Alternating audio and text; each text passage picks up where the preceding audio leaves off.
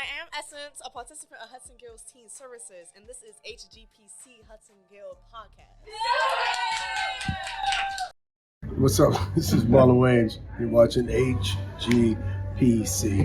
And I'm me. Well, pick a Wayans. I'm him. Y'all want this smoke.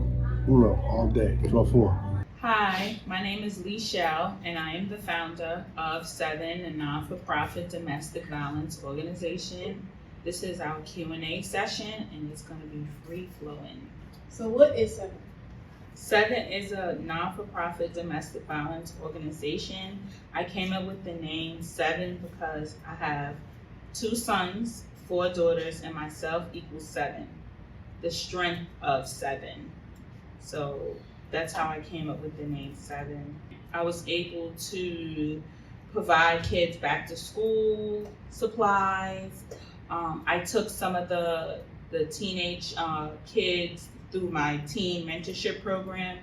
When they graduated, I took them to see Barbie, a few of them. I took a few of them also to the Golden Corral.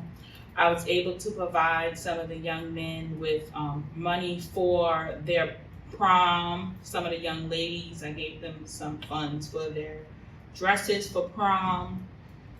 Some of the young men came to me and was like, yeah, Michelle, you doing stuff for all of the girls and the kids, you didn't do nothing for us. We like to rap, we want to go to the studio. Do you think you can make it possible? So I was able to give them a few dollars towards that. I was able to also pay for my logo, Seven logo.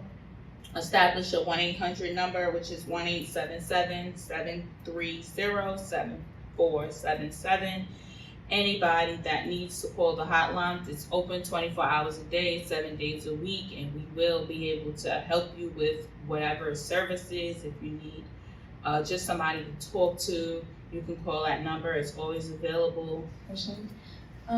If you had any amount of funding from any funder or people who help organizations and stuff like that, how much would you ask for, and what would you use it for? Well, I would definitely ask for the maximum that I can get, because the program that I have pictured in my mind, also I put on paper, is to establish a non-for-profit domestic violence shelter for young people, anybody that's going through domestic violence. I would like the program to consist of being able to provide them with meals, a place to stay. I would like daycare for the smaller children from the ages of babies until maybe school age, until they're able to go to first grade. We would have training. So if any of the moms would like to do a certain profession like chef, or want to be a teacher, or they need to get their GED, I would like to have a program for that. I would also teach all of the moms, because some of them are young. I would also have parenting classes, anger management classes, therapy and group classes, because I like being in a group setting.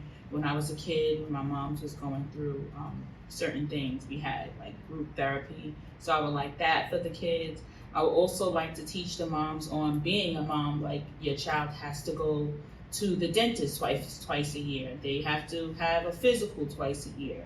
So these are things that I would like to instill in some of the parents. So that way, when they leave the shelter, they'll already had established some type of education, leave with a trade, already have a bank account set up. If we have to take them to serve and file for order protections and sheriffs, they'll be more independent. So that way, when they do get in another relationship after their experience here, they know what type of relationship they'll be in, because they'll be already educated from some of the workshops and the classes that they'll have at the organization. So I would definitely ask for between $100,000 to $500,000. I would love to house at least 100 families, and I would love to be able to provide them with the services that they need to build up their strength. And then once they leave there, they'll all be able to find their own place. They'll already have a place, whether it's through Section 8, New York City Housing Authority, they're purchasing homes, everything will be saved for them and their kids, and they'll start to feel normalcy in their lives. So if these people who are running away from domestic violence, right? What are you going to do if they don't already have a order of protection and they're living in this shelter?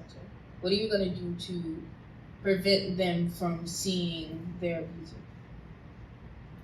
Well, I can't necessarily say that we can't prevent them from seeing their abusers. Once they leave the shelter, they're going to do whatever it is that they want to do. The only thing that I can do is educate them and give them the strength and be supportive to them. There's one thing I will say, that because there's other women that's going through domestic violence, they have to sign contracts stating that they can't attempt or bring abusers or anybody to this domestic violence shelter. So whenever they go out, and it's not just for their partner, this is for a family or anybody, because we don't know if that person's brother might know this person's cousin, that could be somebody's sister. Also, when you're in a domestic violence shelter, when the kids are going to school or people are going to work, we provide them with a P.O. box. So we can keep not just them, but everybody else in the shelter safe. One thing I will say is that I would never turn my back on them. You know, at the end of the day, that there are like limits to being able to help some certain people, but I would definitely always be there to support them. I can't necessarily say that once they leave the shelter, they're able to come back every single time, but I do want them to know and understand, like, if they need any type of support, whereas getting therapy or mental support, verbal support, like physical, if they need assistance with certain programs or to get orders of protections, or they need services for their kids, they would always be able to come here. My problem for me, what I've experienced is when I was going through domestic violence, some of my family got tired of it and they didn't want to be bothered with me. They didn't want to help me because they said I was stupid. Oh, if you like it, I love it. You're going to learn the hard way. You won't understand until you're dead. And that wasn't helping me. All it made me do was confine my situation, and it made me not want to go to anybody and tell anybody. So I think it's better for me to be able to, from experience, to be able to help other people who's going through that. And all I can do is just suggest things to them. I can't force it on them, because now I'm going to be promoting the same abuse or verbal abuse or physical abuse that their abusers onto them. Like, oh, don't do that. You can't do this. This is wrong. No, I'm here to support them. I've experienced it. I know what it is. At the end of the day, you have to get tired. The person that's going through it have to be tired enough to say, okay, I don't want this for my life anymore. So all I can do is be their support. And this applies to men who experience domestic violence as well, right?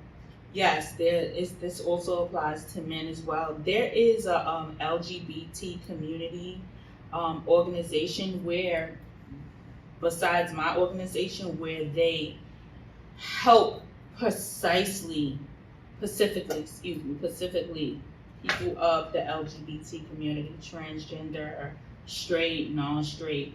There's a program. I'll get the information and we'll definitely put it up at the end of the podcast of the organization. There's somebody that I know that I specifically spoke to, that they precisely, because they have counselors and people that can help them exactly with the program.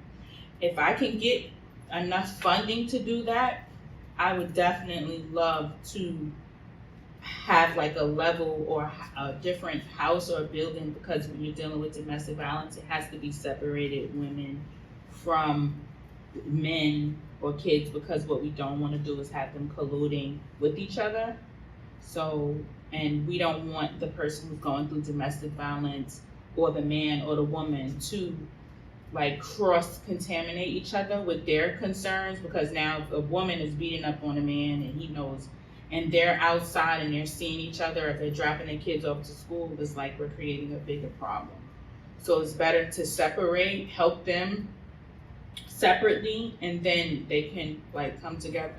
It wouldn't be a family shelter because it's for domestic violence, but these are some of the things that I would eventually like to grow and build if I can just get this one program together first, because it's really about the person, the victim. And like you said, it could be the guy, it could be a woman, it could be the kids, it could be a transgender. We really want to focus on the victim and the kids and the family. What do you think it was like for your kids going through these situations?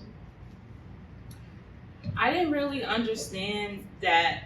I know when they were younger, like, it was hard for them, but they didn't really express it. They just would hug me and love me, and I could tell, like, they would worry about me, but I really didn't understand how much it impacted them until they got older.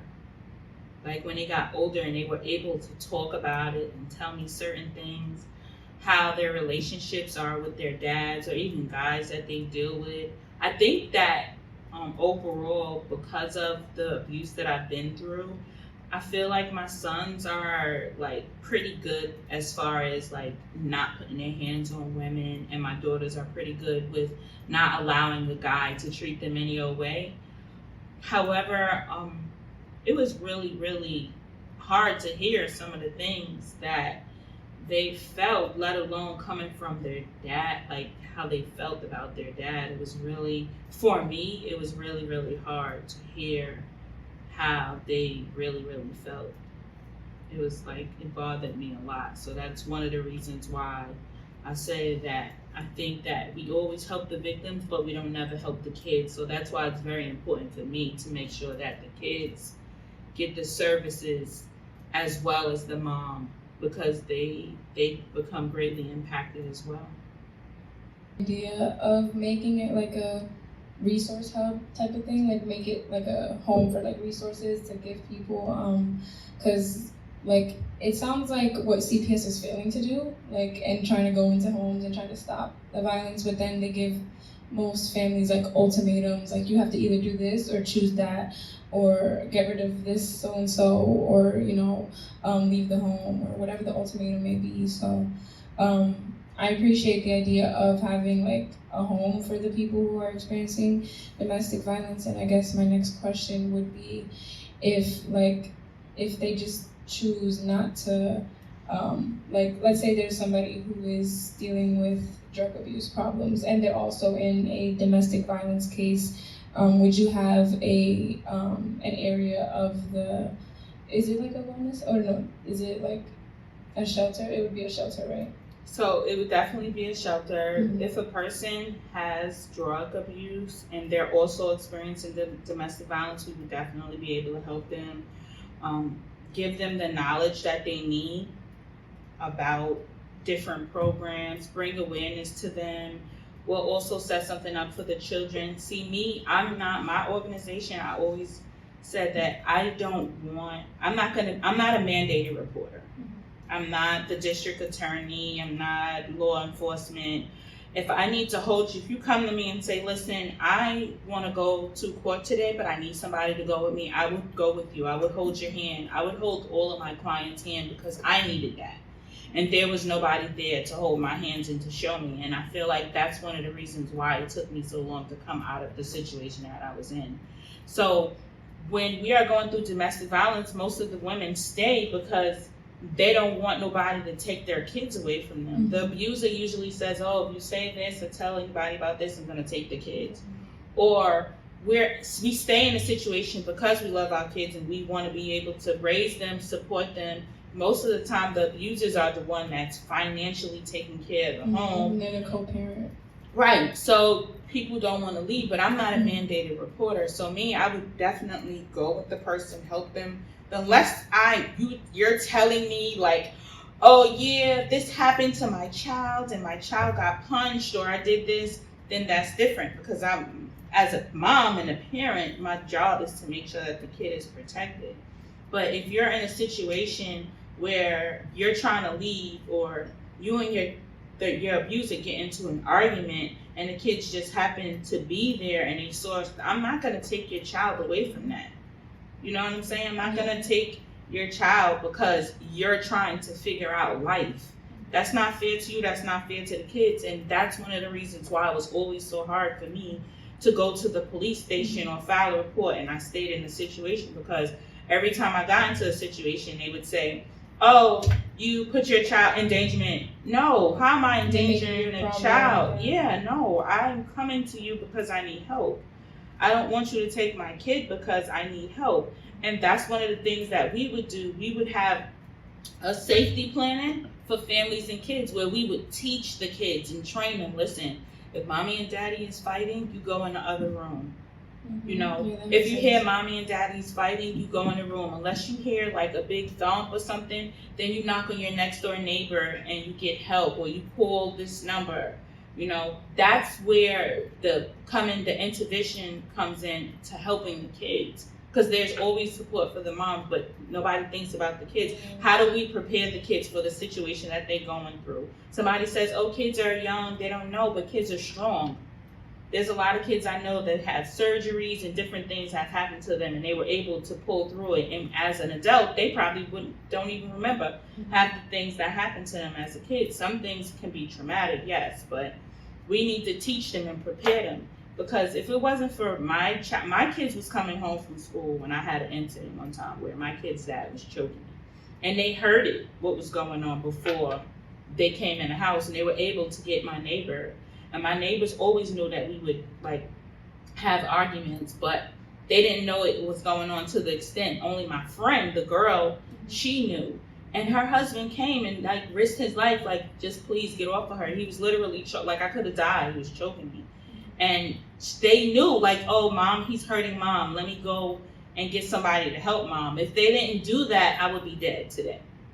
So I feel like if we prepare the kids, and yeah, some things we don't want kids to know, but we have to tell them in different ways so that they can understand.